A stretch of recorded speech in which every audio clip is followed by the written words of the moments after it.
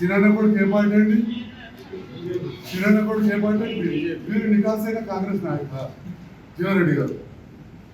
ఇక మేమందరం చేసేది ఇక్కడ ఉన్న స్థానిక పరిస్థితులలో ఖచ్చితంగా గౌరవ ముఖ్యమంత్రి గారి ఆలోచన మేరకు అది పనిచేస్తూ ఉన్నాం.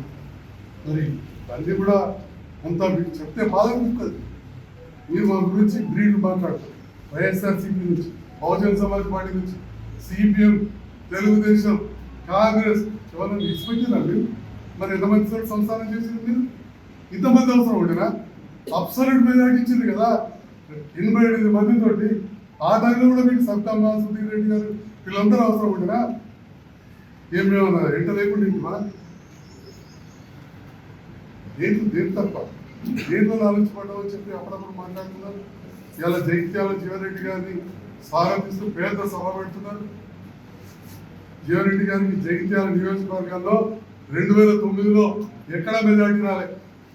14లో డిలిమిటేషన్లో కలిసిన రాయకల్ బీర్పూర్ తోటే, సరంగాపూర్ తోటే వారు గెలిచారు. జైత్యాల ప్రాంతంలో పట్టణం చుట్టుపక్కల సంజయ్ కుమార్కి మెజార్టీ ఇచ్చిన ప్రజలు గెలిచి 18 అయితే వన్ సైడ్ చూసి 23లో 16,000 మెజార్టీ గెలిపించి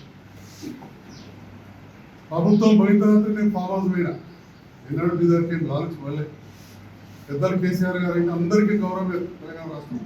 కానీ వారికి గౌరవం తగ్గించే విధంగా మీరు బిహేవ్ చేస్తున్నారు. మీ అహంకారం, మీ అక్రమ సంపాదన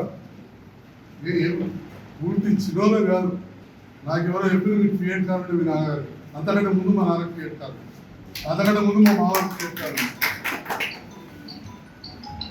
రాజకీయాల్లో నా భార్య తరపున పెద్ద మనిషి. అసలు కరీంనగర్ రాజకీయాలు అంతకంటే చేస్తూ ఉన్నారా? మొట్టమొదటి జడ్పీ చైర్మన్గా, ఎన్నిసార్లు ఎమ్మెల్యేగా, ఎంపీగా, irrigation, agriculture, industries, transport, endowment, ఈ శాఖలు, sugar industries, drainage board, ministry చేసి తెలంగాణ ఉద్యమ కాలంలో తెలంగాణ రీజనల్ కమిటీ చైర్మన్